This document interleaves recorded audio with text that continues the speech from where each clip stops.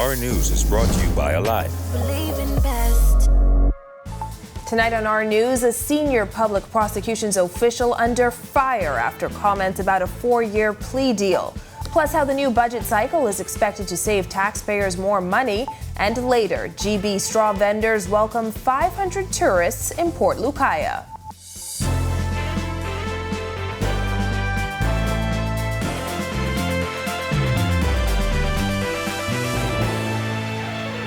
Welcome to Our News and thanks for joining us. I'm Christina Dragovich. Topping news tonight, Acting Director of Public Prosecutions Franklin Williams under fire after comments he made about a 4-year plea deal his office agreed to in a case involving a 40-year-old man who admitted to having unlawful sex with a 14-year-old schoolgirl while she was in uniform. Williams suggesting the deal was appropriate because, quote, we have a generation of highly sexualized young people who in some cases lack parental guidance. Jared Higgs has the full story.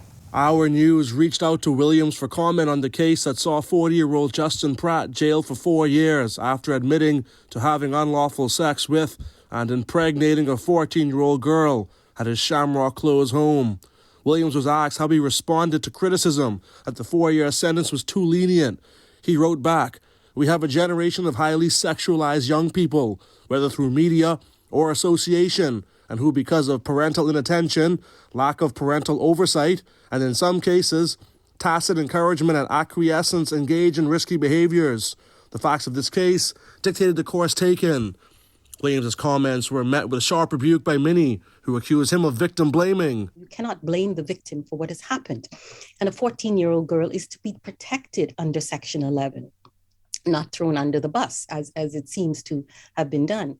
Attorney and gender rights activist Marion Bethel expressed shock at the comments and questioned how a 4-year sentence was agreed to when Section 11 of the Sexual Offences Act specifically protects girls between the ages of 14 and 16. That section also sets out a maximum punishment of life imprisonment. Section 11.2 gives a defense for a person who's 21 and under. A 40-year-old does not have a defense under this Section 11. So I don't see I don't know the full facts of this case, but I don't see I don't know of any mitigating circumstances that would call for the kind of penalty that this person has gotten. In this case, police went to the 40-year-old's apartment back in January 2020 after an anonymous tip from a neighbor. When officers were outside the apartment, they heard sex noises coming from the inside. The child, who was putting on her uniform when police arrived, was taken to PMH, where her pregnancy was confirmed. She told police that she met the man on Facebook. To speak of highly sexualized as a mitigating circumstance, it doesn't sound fair and just to me. Hundreds expressed outrage on social media, with many calling for Williams to be fired. Bethel says she isn't calling for him to lose his job, but she does think he and others need more training. Across the board, law enforcement agents, the judiciary, prosecutors, all could benefit hugely from understanding gender stereotypes and myths about young women and girls. Reporting for Our News, I'm Jared Higgs. Thanks, Jared. Williams today clarifying his comments. He says, quote, the first of the instances of sexual intercourse occurred during the time when the young lady should have been under educational instruction. I believe that she should have been online utilizing the platform, and there should have been some parental supervision ensuring that she was being instructed, end quote. Williams says for future matters under the Sexual Offences Act, they are looking to bring parents and guardians to be charged for failure to protect children. In other news, the Economic Affairs Minister says the government is expecting the deficit to come in lower than projected. As he says, the government will have to borrow in the upcoming budget in May, but by how much? Berthany McDermott has that. Weeks ahead of the Davis administration's first full budget communication, Economic Affairs Minister Michael Halkitis says the government will borrow less next fiscal year than it will in this one. We don't think that we will use all of the authorization. In fact, we think we might have to borrow less than was originally authorized. And we'll make all that information. We'll know as time goes on. We're almost there. We have about a quarter left, but we'll make all of that information available. And at the budget time, we'll have a new authorization for the upcoming year, which we expect will be significantly less than last year. Back in May 2021, then Prime Minister and Minister of Finance Dr. Hubert Minnis said the fiscal deficit was projected to come in at around $1 billion as revenue intake was expected to remain sluggish. When asked today, Halkitis didn't say by how much that figure will drop this year, but attributed the decrease to an uptick in income. We don't want to give a number, but our revenue is strengthening with the opening of the economy and the rebound of the economy, and the relaxation of the restrictions, etc. That's good. On the flip side, there's a lot of hangover in terms of expenses and bills and stuff. So happily the revenue is performing, but there's still a lot of bills that we have to liquidate. The Economic Affairs Minister added that this upcoming budget could also see adjustments in tariff rates. We consider it, yeah. Okay. Like I said, because the business community, they're constantly writing us and saying, suggesting things. I mean, I know some that I've already received, where, again, if the rates are too high, it makes them non-competitive and defeats the purpose. And so they would put in a submission, they defend it. You'll notice, like in all budgets, when the budget is done, there's normally a slew of tariff adjustments, mostly reductions. And this is the time that we do it. Reporting for Our News, I'm Berthany McDermott. The government signing a $9 million non-reimbursable financing agreement to promote solar technology in the Bahamas. Economic Affairs Minister Michael Halkitis says the agreement through European Union Caribbean Investment Facility and the Inter-American Development Bank is timely. While the Bahamas is categorized as a small island state, we will address in a structured manner requirements deemed necessary to reduce our dependence on fossil fuel. Our goal is to have 30% of our energy consumption provided from renewable energy sources by the year 2030. IDB Representative Daniela Carrera Marquez says the project is in line with renewable energy targets mentioned at COP26. Meanwhile, the EU ambassador stressed the importance of the fight against climate change. The grants have been, the grant money have been analyzed to serve to support 2 microgrids in Abaco for electricity generation capacity and also for storage capacity. This would allow Abaco to have not only a new source of energy that is renewable, but in a more resilient manner in case of new natural disasters were to occur. We are now striving to make sure that at least 30% of everything that we do, that we finance, is dedicated to fight against climate change. Amid the rising cost of fuel, Michael Halkitis says there's nothing much the government can do. The price of gas has risen to more than $6 per gallon in some instances. So is the government considering cutting the rate of taxation on fuel imports? In that country that reduced the VAT on the fuel, they introduced a 15% corporate tax surcharge. They also introduced something called a pandemic levy, which is a surplus tax on individual incomes, and they raise taxes on other forms of energy. So it's not in isolation where this country removed VAT from fuel. Meanwhile, 500 tourists visiting the Port Lucaya marketplace on Grand Bahama today with 4 cruise ships in port. General Manager in the Ministry of Tourism for Grand Bahama, Stephen Johnson, says it's something that hasn't been seen in a long time. This is a great day. This is what we need for Grand Bahama. You know, the DPM and the Minister for Grand Bahama were talking about the objectives of bringing people into the Port Lucaya area to spread some of the love economically. We brought it, and so we're looking forward to further collaboration with the Ministry of Grand Bahama, the Grand Bahama Island Tourism Board, all the partners, to get the cruise ships to allow visitors to come here and experience Port Lucaya.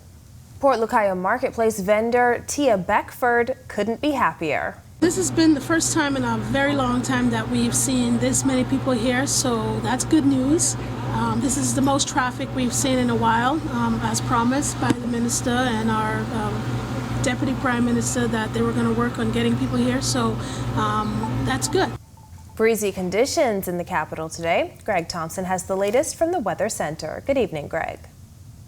Thanks, Christina, and welcome everybody for our first look at weather on this warm Wednesday evening. Temperatures in the upper 70s, 78 right now outside our studios. Breezy with a few clouds moving around. Your winds are out of the east-southeast at 15 miles per hour, and your field slate temperature in the mid-70s. Quiet around the islands once again as a dry air mass and a ridge of high pressure continues to dominate us. We did have some patchy clouds moving across portions of the island chain, but all in all, sunny skies allowing temperatures to get up into the 80s, and we will continue to experience some quiet evenings as we lose some of those clouds. That's your first look at weather. Your extended forecast is still to come. Still to come on our news, the Prime Minister on the defense tonight over the royal visit. Plus, find out how the heroic efforts led to one fisherman's rescue. And Marcellus Hall has the latest in sports. That's coming up when our news returns.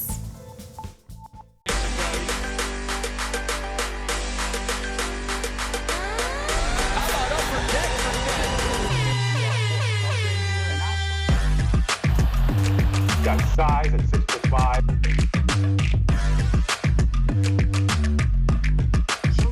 Hi, this is Fisherman.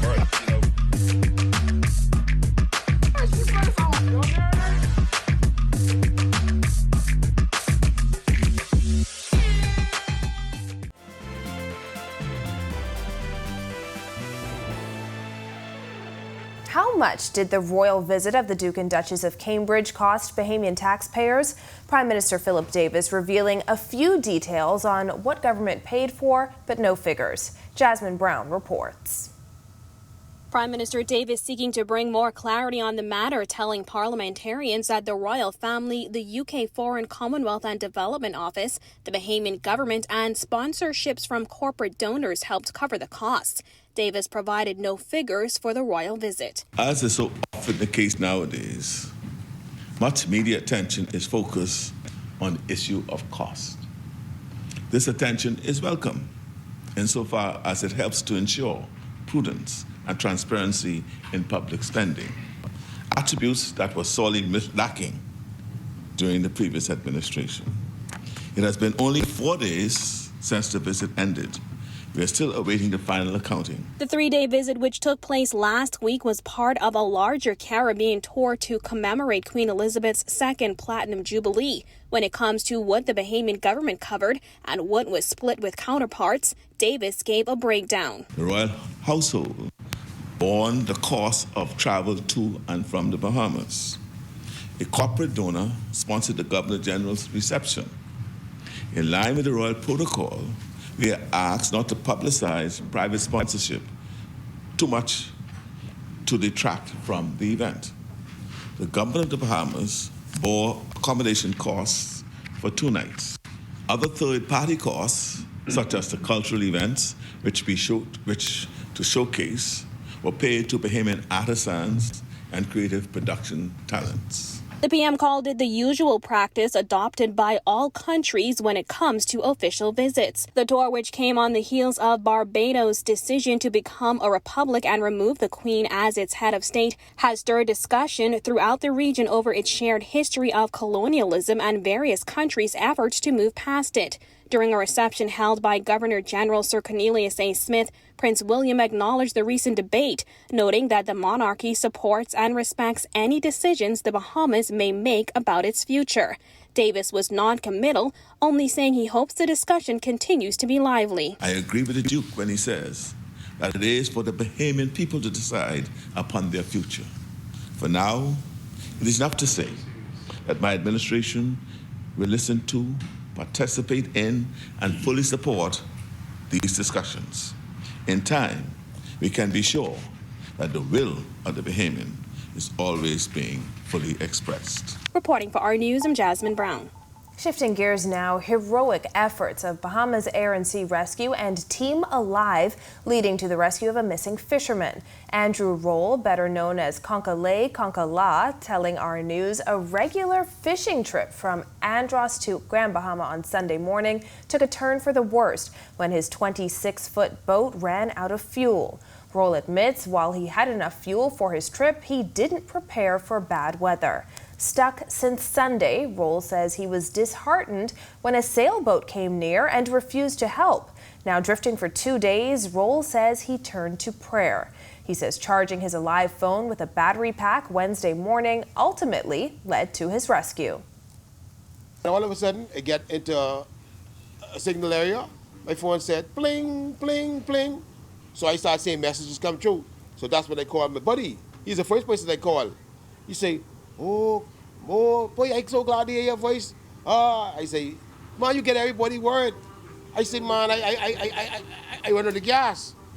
So he say, man, will you look at it? This phone kick out. And afterwards, the phone did kick out because it wasn't strong. So as I about get pushed some more, I get more bars on it. So I happened to call him back again. And afterwards, he gave Defense Force guys my number, and they called me. Then the guy from Basra, he called me, and he said, reserve your phone, don't call anybody, because we're going to be calling you back and forth. So afterwards, they started calling me back and forth, back and forth.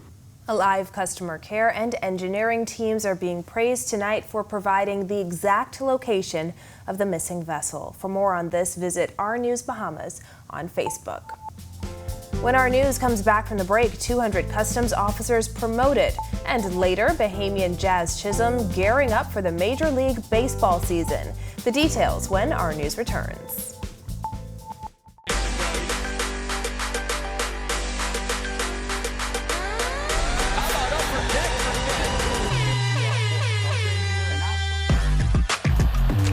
Got size at 6'5".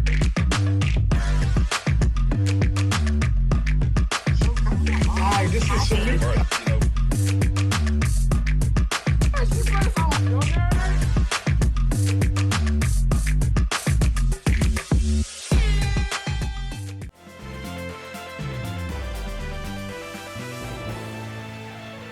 This is Our News. Welcome back. 200 customs officers moving up the ranks during a massive promotion exercise, according to State Minister for the Public Service, Pia Glover-Roll. We have processed 203 customs matters, and more are in the pipeline. I always remind the public that the Ministry of Public Service works on recommendations. So as we receive recommendations from the ministries, from the departments, we process them. Up to yesterday, 203 customs matters are processed. Very happy about that. There's more coming. Glover-Roll says some officers have already gotten their letters and others will receive them soon. The positions are across the board. They range from persons still being confirmed in service, who would have been possibly trainees, up to the senior ranks. Well, government is meeting with stakeholders for the upcoming parade cycle, according to Culture Minister Mario Boleg. Boleg recently addressed the cost of future Junkanoo parades. The government and all stakeholders will ensure that we put a parade that is cost effective, that will be conducive to the climate at that time. We will go on the course as if things will be back to some sort of normalcy with two parades. As the stakeholders, which is the JCNP and NJC, and the group leaders and my ministry, as we continue to meet, as we do on a consistent basis, and we see what's happening as it relates to what will cost and what things will have to be put in place for us to make sure this parade goes on, we will adjust as time goes on. Chairman of the Junkanoo Corporation of New Providence, Dion Miller, says the organization is planning for future Junkanoo events after a successful test rush on Bay Street for the royal visit. I spoke to the chairman of the JDA, Mr. Les, and he and his organization is in the final preparations of planning on what exactly an independence celebration would be. I know the groups were excited. I got numerous calls yesterday. Everybody is ready to get back to doing what we love to do. Keeping in mind that we know we're still in a COVID environment, and so there will be COVID protocols in place, but we're just excited to be given the opportunity to get back to doing what we love to do, and that is celebrating our culture that is Junkanoo. Bahamian Jazz Chisholm continues to gear up for the Major League Baseball season. Marcellus Hall has the details. Thanks, Christina. Welcome to our sports, everybody. I'm Marcellus Hall. Won't be long now before they take to the field for real. That's because spring training activities have already started. Jazz Chisholm and the Marlins looking forward to seeing how things turn around once opening day rolls around in early April. Right now, he and the Marlins looking forward to what's next in 2022. Let's take a look. With opening day just around the corner, Bahamian Major League Baseball player Jazz Chisholm and his Florida Marlins are trying to fine-tune their product as they get ready to head onto the field and campaign for the National League East. Now, while the team did not make the playoffs last year, Jazz and the Marlins remain committed to doing so this season, with Jazz in particular saying he's put in a lot of hard work in order to be ready to take his game to the next level. Jazz projecting a 40 home run, 40 stolen base margin is what he's calling for. It'll be tough, but he says he's more than ready to take on the challenge. Meanwhile, the Marlins continue their preseason play. They lost yesterday when they took on the New York Mets by a score of 10-0. They do play again coming up on Thursday, their next preseason game, when they take on the St. Louis Cardinals. So far now, they have looked pretty solid during the course of the year. Jazz has indeed started off the spring on a good note. He's had a hit in the last 4 games and has already found his stroke. Looking forward now to see how well he does once the season kicks off later on next month. And that is indeed your look at sports here on this Hump Day Wednesday. I'm Marcellus Hall. Back to you, Christina. Thanks, Marcellus. Still to come on our news, a look ahead at the extended weather forecast, plus how a partnership is fostering small businesses. Stay with us.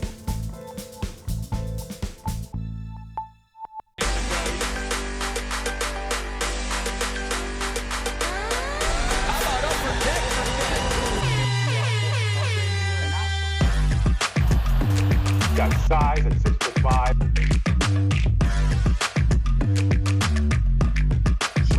Hi, this is Fisherman.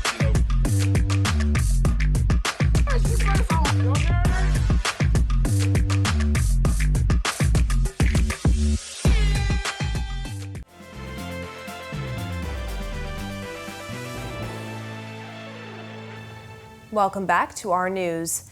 Windy conditions expected to subside later this week. Greg is back in the Weather Center with a look ahead. Thanks again, Christina. Welcome back, everybody, for our second look at weather. That ridge of high pressure that's been dominating our weather starting to slide out towards the east.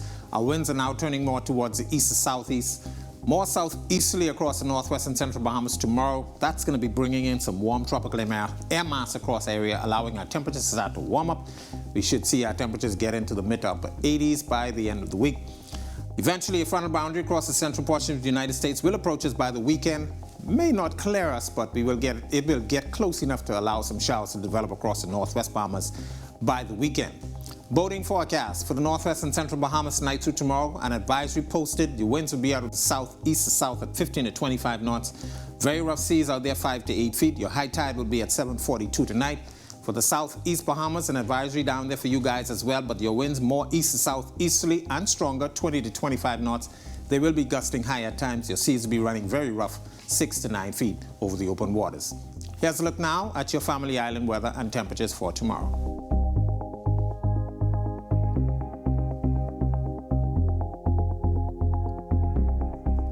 Here's a look now at your 7-day forecast through next Wednesday.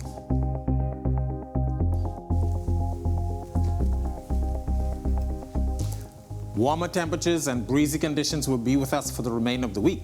Back to you, Christina. Thanks, Greg. A technological donation signaling the continuation of a partnership between Cable Bahamas and the Access Accelerator Small Business Development Center. Megan Shepard tells us more. Good corporate stewardship on display by the Cable Bahamas group of companies today with a donation promoting innovation. Director of BDB Business Solutions at Cable Bahamas, Delmaro Duncombe, says the company wanted to assist the Access Accelerator organization with the great work that they do for small, medium, and micro-sized businesses. We are happy to donate to them and their team here a smart board, which we think is going to help them to continue to do even greater work that they've been doing. So the smart board, it's similar like a smart TV and a whiteboard. So it automatically connects to the internet once you have Wi-Fi connectivity. You can use it with markers, and it just allows for so much more in-depth presentations, teaching opportunities, and just sharing. AA aims to empower SMEs to flourish while fostering a culture of entrepreneurship and innovation. Through their efforts, SMEs are better positioned to access increased direct financing, thus helping to grow the economy. on accepting the donation. Director of External Relations Samantha Roll expressed her gratitude and shares how it will help AA's mission. I think that it bodes well in terms of collaboration and further to, what it is that we do here at Access Accelerator, as Damara would have indicated, with incorporating innovation technology in business and how they do it, and also to utilize it within our own operations, showcasing how we can present well. Right? With the smart board, it's for presentation, it's for integrating into our operations. So how we do our team collabs, how we do our workshops and education sessions. And so it will be very useful. It's quite mobile as well. So while this is our workspace here at Access Accelerator, we also have our youth and tech incubators that would also be able to have full advantage of this equipment. Reporting for Our News, I'm Megan Shepard. Thanks, Megan, and thank you for joining us for our news tonight. On behalf of the entire team, I'm Christina Dragovich. We'll see you right back here tomorrow night. Have a beautiful evening, Bahamas.